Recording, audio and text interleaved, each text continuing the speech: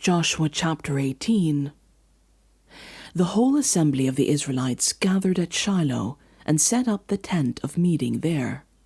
The country was brought under their control, but there were still 7 Israelite tribes who had not yet received their inheritance.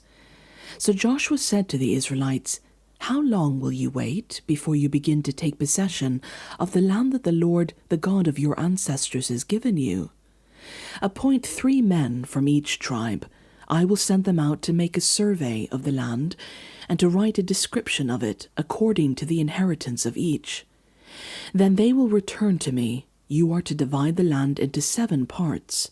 Judah is to remain in its territory on the south, and the tribes of Joseph in their territory on the north.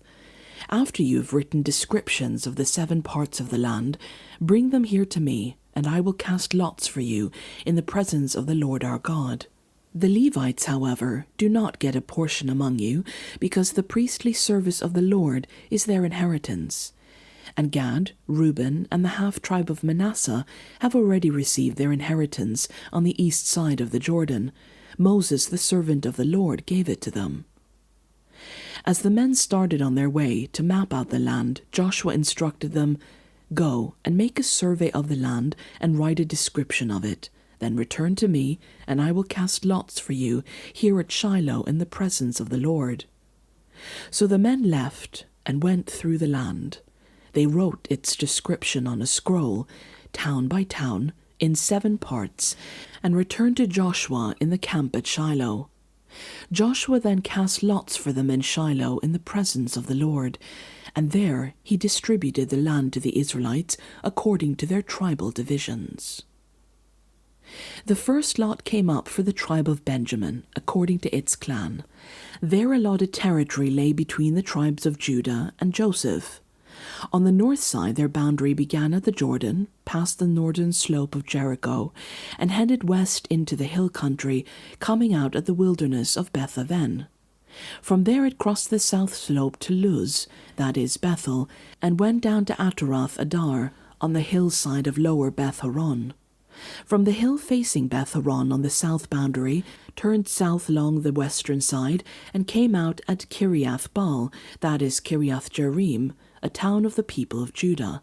This was the western side. The southern side began at the outskirts of Kiriath-jearim on the west, and the boundary came out at the spring of the waters of Nephtoah.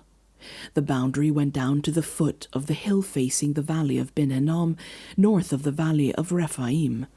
It continued down the Hinnom valley along the southern slope of the Jebusite city, and so to On-Regel. It then curved north, went to On-Shemesh, continued to Geliloth, which faces the pass of Adumim, and ran down to the stone of Bohan, son of Reuben. It continued to the northern slope of Beth-arabah, and on down into the Arabah. It then went to the northern slope of Beth-hoglah, and came out at the northern bay of the Dead Sea, at the mouth of the Jordan in the south. This was the southern border. The Jordan formed the boundary on the eastern side. These were the boundaries that marked out the inheritance of the clans of Benjamin on all sides. The tribe of Benjamin, according to its clans, had the following towns: Jericho, Beth-hoglah, Emekkeziz, Beth-arabah, Semaraim, Bethel, Avim, Para, Ophrah, Kephar Ammoni, Ophni, and Geba, 12 towns and their villages. Gibeon, Ramah, Beroth, Mizpah, Kephirah, Moza, Rechem, Irpeel, Taralah, Zelah, Haleph, the Jebusite city, that is Jerusalem, Gibeah, and Kiriath, 14 towns and their villages. This was the inheritance of Benjamin for its clans.